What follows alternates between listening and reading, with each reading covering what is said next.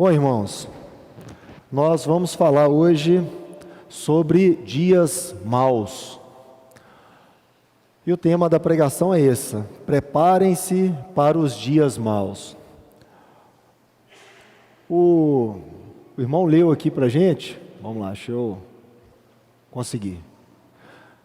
Que nós devemos nos lembrar do nosso Criador nos dias da nossa mocidade, antes que venham os dias maus, aqueles dias onde nós não vamos mais ter alegria nas coisas que nós vamos fazer, dias que nós vamos ter dificuldades, dias que às vezes nós vamos precisar ser carregados por outras pessoas. E ele fala aqui a respeito da idade, mostrando que o tempo passa. Nós não podemos esperar para depois que nós fizermos tudo na nossa vida, depois que nós tivermos conquistado tudo aquilo que nós sonhamos, depois que a gente tiver o emprego dos sonhos, o melhor carro, a melhor casa, uma conta bancária cheia, aí nós falamos assim: bom, agora eu vou ver o que o Senhor quer para a minha vida, agora eu posso me converter, porque eu já fiz tudo o que eu queria fazer durante a nossa vida, durante a minha vida. Será que nós vamos ter esse tempo? Que garantia que você tem que amanhã você estará aqui? Nenhum de nós tem. E outra coisa, quanto mais o tempo passa, mais dificuldade nós vamos ter no aprendizado, no entendimento e para realizar as obras do Senhor. É por isso que a palavra de Deus nos diz para buscarmos isso na nossa mocidade, viu, jovens? Isso tem tudo a ver hoje com o culto, né? Que é direcionado aos jovens e os jovens preparando todo o culto, de lembrar que nós devemos buscar a Deus na nossa mocidade.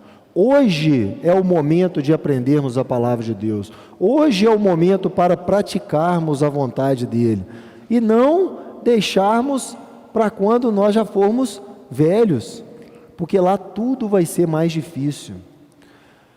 E outra coisa que nós vemos aqui, irmãos, nessa passagem, é que ela fala o seguinte, no final do versículo 1, que diz assim: você dirá, não tenho mais prazer na vida. Esses dias maus que a palavra de Deus nos diz, será que vai ser só quando a gente envelhecer? Será que a gente passa dificuldade só depois que a gente fica velho? Será? O pessoal que tem mais idade aí pode falar com mais propriedade, né? Graças a Deus eu ainda não cheguei lá, mas pretendo chegar, se Deus me permitir. E sabemos que nesse momento teremos dificuldade, sim. A saúde já não é mais a mesma, a capacidade de realização já não é mais a mesma. Mas será que isso acontece só quando nós ficamos velhos? Esse não tenho mais prazer na vida, alguém já ouviu alguma pessoa mais nova falar isso? Eu já ouvi várias vezes, às vezes adolescente falando isso, pessoas no início da idade adulta falando isso, pessoas com filhos recém-nascidos, recém-casada pessoa, e de repente entra numa depressão, de repente acontece algo ruim na vida dessa pessoa e ela simplesmente diz que já não tem prazer na vida. Ou seja, não esperou ficar velho para acontecer isso também não. Então as dificuldades nossas, nós podemos ter a qualquer momento da nossa vida. E quando a palavra nos diz dias maus, podem ter certeza, todos nós teremos dias maus. Todos nós. E nós vamos ver aqui o que faz a diferença na vida de uma pessoa ao enfrentar esses dias maus. Porque nós vamos passar por dificuldade, irmãos, e algumas pessoas já estão passando. Talvez os dias maus que essa palavra fala, você esteja passando por ele nesse momento. Ou passou dias nos últimos anos, nos últimos meses, que você fala assim: não imagino nem como é que eu passei por essa situação. Só Deus para ter me carregado, ter me suportado, me levado nessa situação, porque eu mesmo achei que eu não teria forças para passar por ele. Pensa, irmãos, que dia que você já teve dificuldade na vida. Lembra das dificuldades que você está passando hoje. Talvez sejam dificuldades no seu relacionamento, porque nós temos ali, né, problemas conjugais, dentro e fora da igreja. Nós temos problema de solidão. Às vezes a pessoa está longe da família, por algum motivo que seja, por viagem, por trabalho, e essa pessoa às vezes está passando por um período de solidão. Às vezes a pessoa pode estar passando por um período de depressão, está perto da família, mas distante de todos. Já viram isso? Conheço pessoas que estão passando por isso nesse momento. Podem estar próximos da família, mas distante de todo mundo. Não consegue conversar com as pessoas da sua própria família. Tem passado dias maus, enquanto tinha muita coisa, às vezes, para estar agradecendo. Nós podemos estar passando por situações de dificuldade na nossa saúde. E a palavra nos mostra, né, a palavra de Deus fala nessas dificuldades. E nesse caso aqui em Eclesiastes, ele deixa bem claro, falando que no momento a pessoa já não vai ouvir direito, já não vai enxergar direito, já não vai andar direito. Seja qual for a sua dificuldade, saiba, primeira coisa, que você não está sozinho. Você não está sozinho nessa. Você não tem dificuldades que outras pessoas talvez já não passaram, ou que não vão passar depois. E você não está sozinho, porque nós temos um Deus que cuida de nós todos os dias, amém?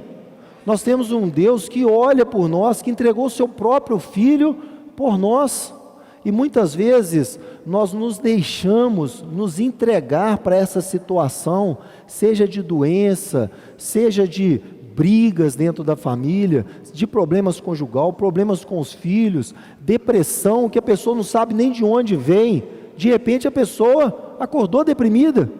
Ah, por quê? Não sei, não vejo mais alegria na vida, não consigo mais ver graça nem nada. Chega em casa e não consegue mais ter uma vida saudável, amorosa com a própria esposa. Chega em casa e não consegue ter alegria com os próprios filhos. E a palavra de Deus nos diz o seguinte, que nós precisamos, o quê? Resistir no dia mau. E é impressionante como que o Espírito Santo vem trabalhando isso nessa manhã, porque lá na reunião dos jovens, foi falado exatamente isso pelo William, e foi falado exatamente aqui pelo Léo também na abertura, a necessidade de estarmos juntos, de estarmos próximos, porque passaremos por dificuldades. Em Efésios capítulo 6, Paulo escrevendo aos Efésios, ele ensina o seguinte, que nós devemos tomar a armadura de Deus, para que possamos resistir nos dias maus, e havendo feito tudo, ficar firmes. Vamos ler essa passagem? Efésios capítulo 6, do verso 13 ao 17.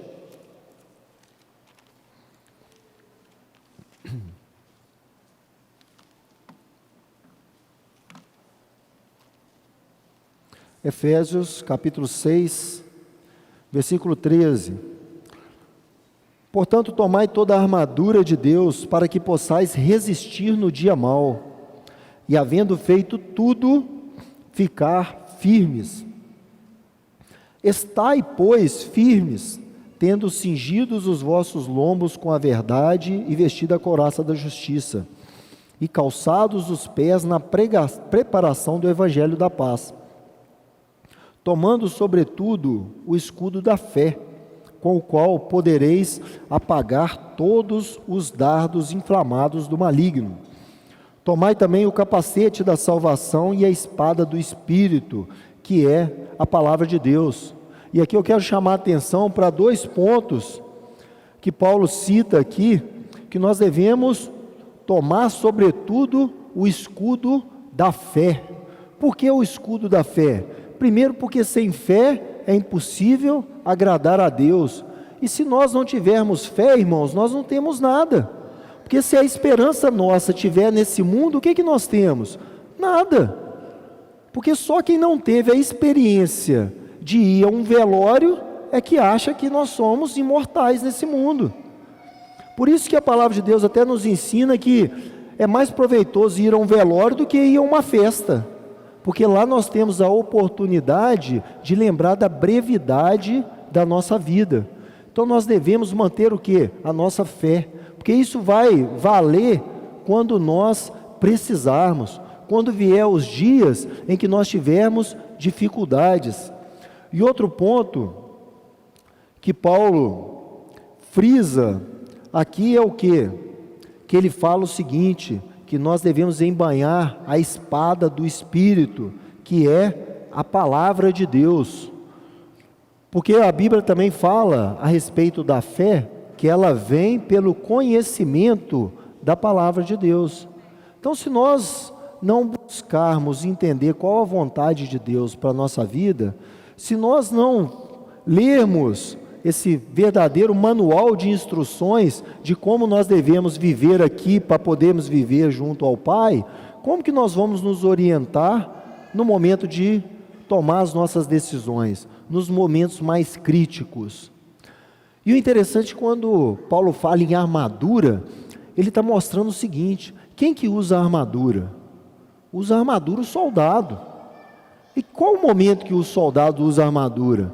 Ele usa a armadura na hora que está tudo tranquilo, no momento de paz? Ele usa a armadura na hora que ele está no momento de descanso dele?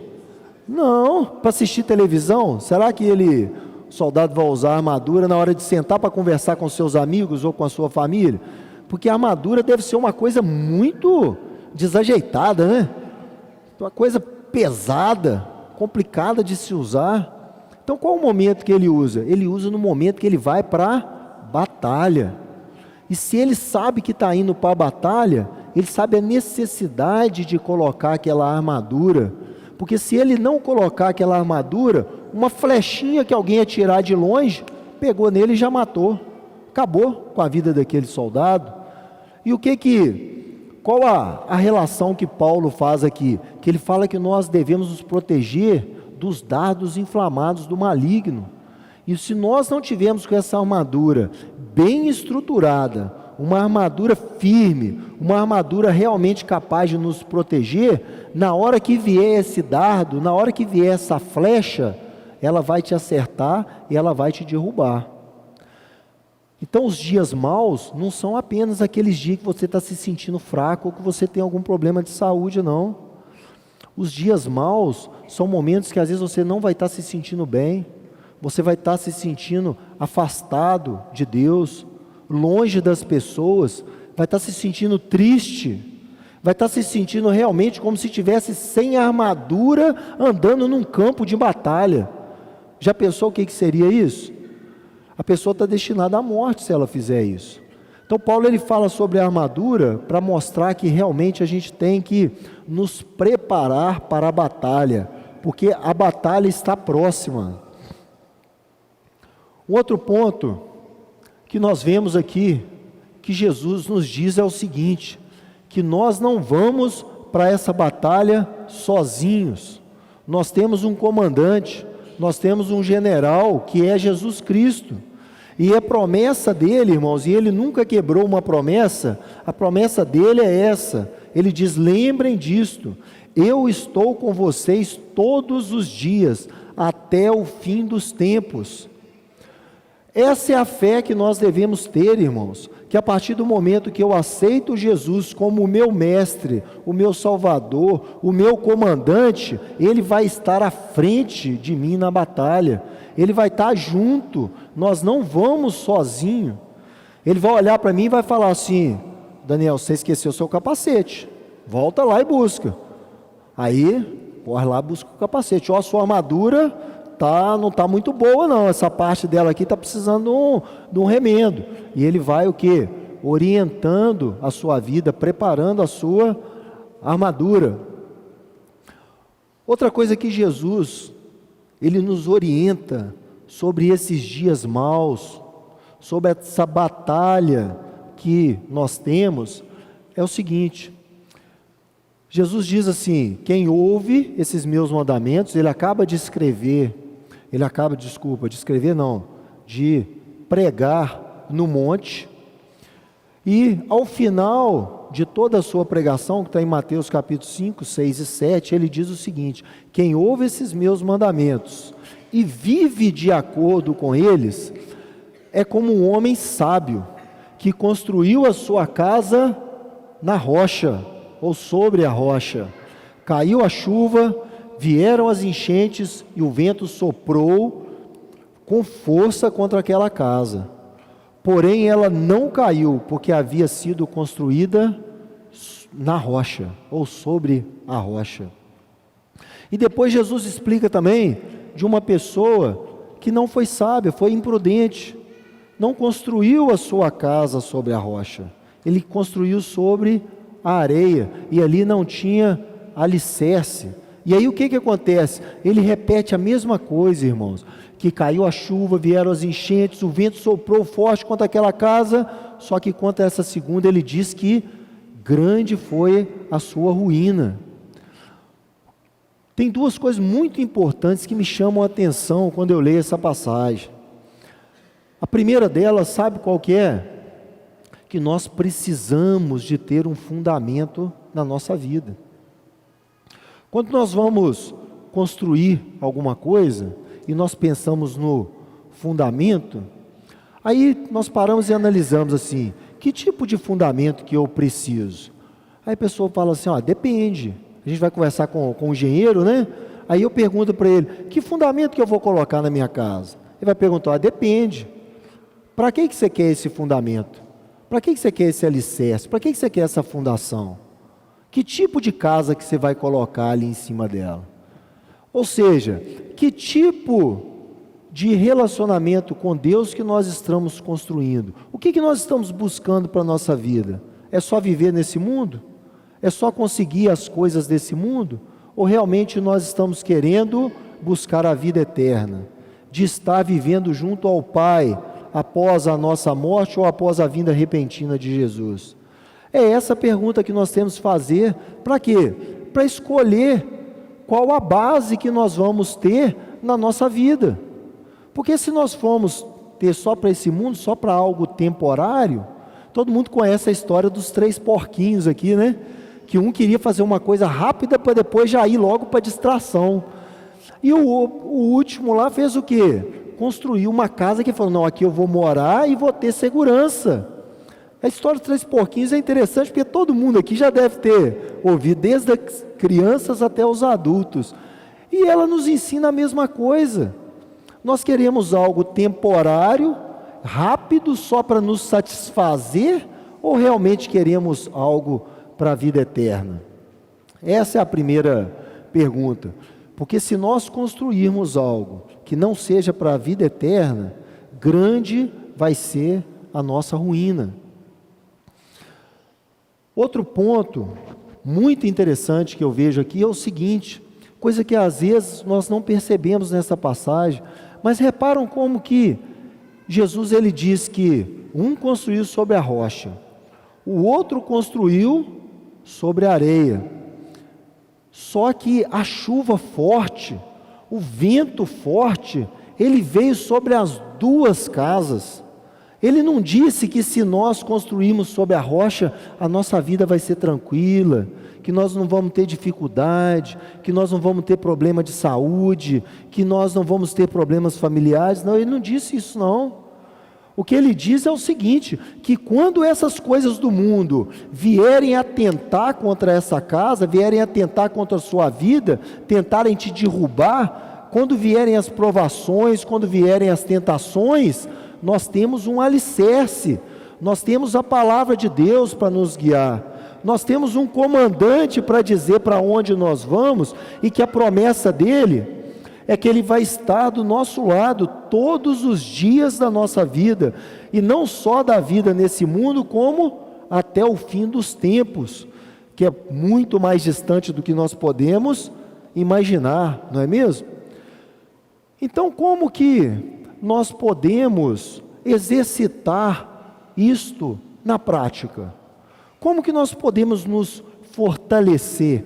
Como que nós podemos endireitar toda essa armadura que Paulo nos ensina aqui? Ele diz que nós devemos aumentar a nossa fé, que nós devemos nos preparar para a pregação do Evangelho, que nós devemos ter a couraça da justiça, não é verdade?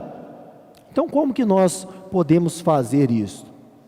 Uma coisa eu tenho certeza, irmãos, que sozinho vai ser muito mais difícil para você. Sozinho vai ser muito difícil, porque se você for para uma batalha, achando que você vai enfrentar o inimigo, que está vindo com um grande exército para te derrubar, e você for sozinho, você está enrolado, porque você vai ser massacrado, ele não vai nem preocupar em lutar com você, ele vai passar por cima.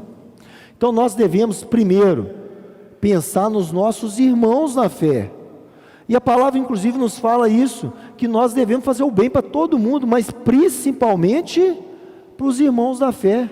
Então essa união que nós temos, essa congregação que nós temos, ela é muito importante, porque aqui nós temos pessoas que vão me ajudar no meu momento de fraqueza, e eu tenho que saber que eu posso contar com elas.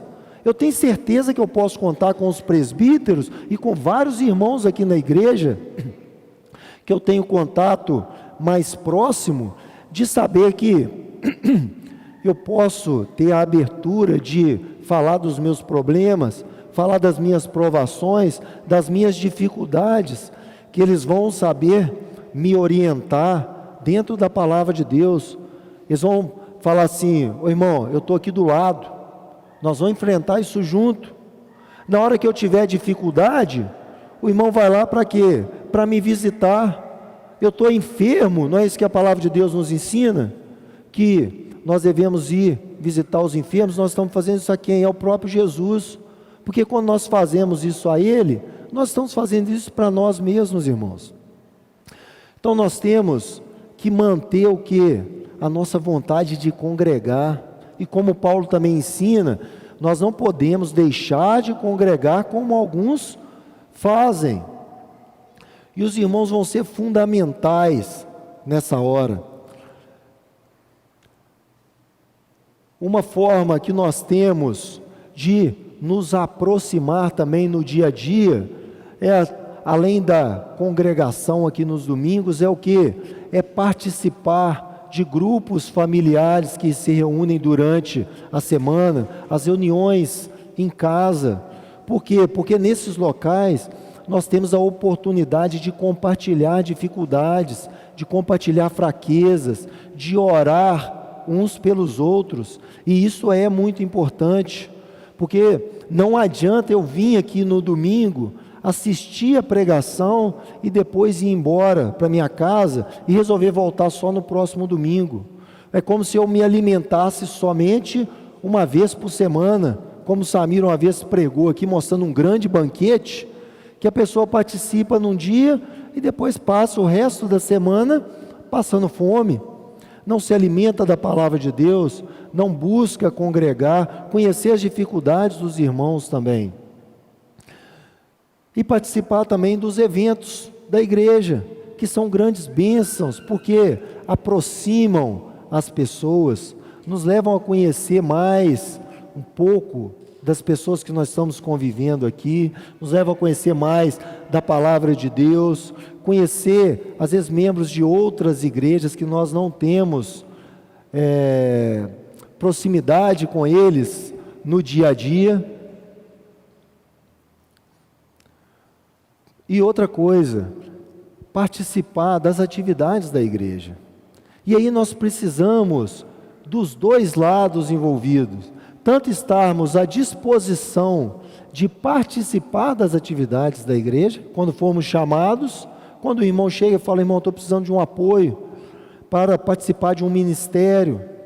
Nós precisamos de ajuda em todos os ministérios da igreja, e também para aqueles que estão nos ministérios não se fecharem, buscarem o apoio de outros irmãos, não fazerem algo que seja para eles, porque nós não estamos trabalhando para nós aqui, nós estamos trabalhando para Deus, nós estamos trabalhando para Cristo. E o exemplo que Jesus nos deu foi justamente esse.